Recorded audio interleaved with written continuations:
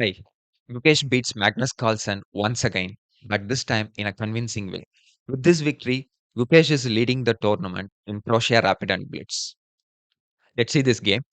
Carlsen started his game with the English opening, and Gukesh played e5, knight c3, bishop b4, knight f3, bishop takes c3, d takes c3, d6. And Magnus played e4, knight d7, bishop d3, knight c5, bishop c2, knight f6, threatening to win the pawn. So Magnus played queen e2. Gukesh played a5 to prevent b4. And in this position, this knight on f3 is not doing much. So he planned to maneuver this knight to e3 with knight d2. And Gukesh played g6, knight f1, bishop e6, and Magnus played bishop g5, pinning the knight. And here Gukesh played h6, bishop h4, and g5, good move, escaping from the pin. Also, black king is safe in the center, so there's nothing to worry about g5.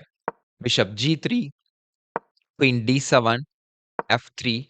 Here, Gukesh played knight h5, making use of the weak square. So, knight e3, knight f4, queen d2. Here, Gukesh played b5. Interesting move. Obviously, c takes b5 is bad because after queen takes b5, black is threatening queen takes b2, and also knight d3 check is coming.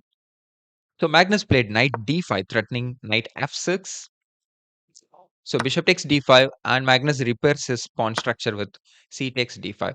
And here after king e7, it's completely fine for black because the center is completely closed. So black king will be safe in the center, and also it connects the rooks. Here Gukesh played knight h5, which is a mistake because it's simply waste of time, and also it helps white to improve his bishop. And Gukesh played king f8, g3, preventing knight f4, king g7, bishop e3, queen e7, protecting g5. And here Carlsen played rook g1. Very nice move. Knight f6, and this is where Carlsen lost his moment. Can you find the best continuation for white?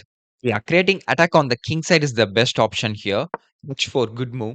If black plays g4, once again rook f1, good move. And after pawn takes f3, rook takes f3, knight takes e4. Yes, white lost a pawn, but after queen g2, white is doing great because opening up the position favors white here because of the double bishop advantage, also semi-open file for our rook, and white can just make queenset castle, and the other rook also jumps to the f file, and white is doing great. But Carlsen completely missed it. He played b4, trying to create play on the queen side, which is not a good idea in this position. So pawn takes b4, pawn takes b4, Gukesh played knight a4. But once again, the best continuation for white is g4 with the idea of h4, g takes h4, and g5. But Carlsen played bishop d3, which is not the best move.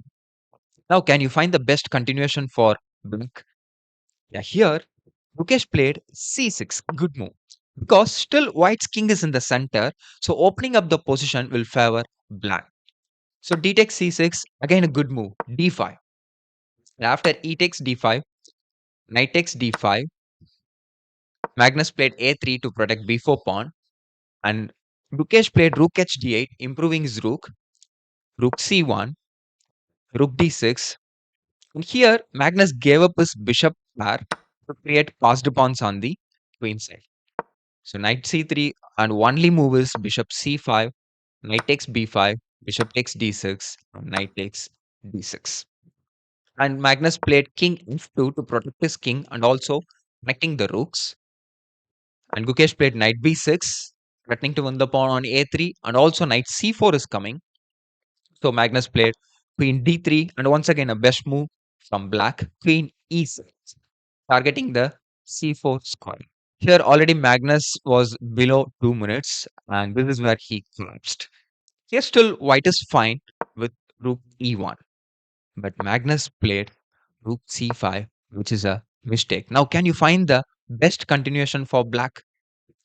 Yeah, e4, good move. Obviously, opening up the position favors black because of the exposed king.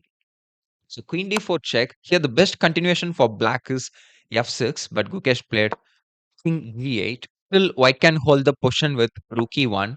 If rook takes a3, king g1, Rook takes f3 and rook c1, discover attack to the knight. Knight c8, b5, good move. Knight takes b5, queen takes e4. Probably this endgame is a draw. But Carlsen played rook d1. Once again, a mistake. So the best continuation for black is rook takes a3 and rook takes f3. But Gukesh played e takes f3 with the idea of queen e2 and queen g2 checkmate. Still, white can fight with rook c2 and king g1. Obviously, direct king g1 is bad because of queen e2. It completely wins the game. But here, once again, Carlsen made a blunder. Here, Carlsen was below 1 minute, so he made a blunder rook e5.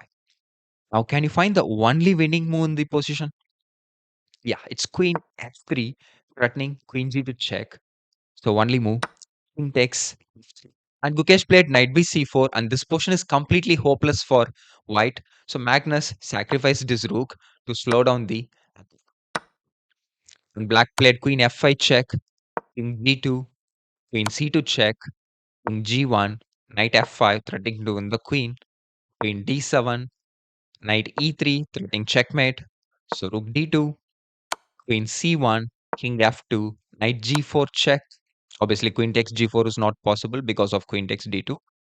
So king e2, knight e5, again threatening to win the queen, queen e7, knight takes c6, and Magnus played queen e4, and Gukesh played rook a5 with the idea of rook e5, and here Magnus resigned. Honestly, this is not the Magnus Carlsen we have seen. He completely lost motivation to play chess. Will he give a comeback in this event, or at least in the upcoming events, or he will just step back from the standard chess? Let's wait and see. Thanks for watching.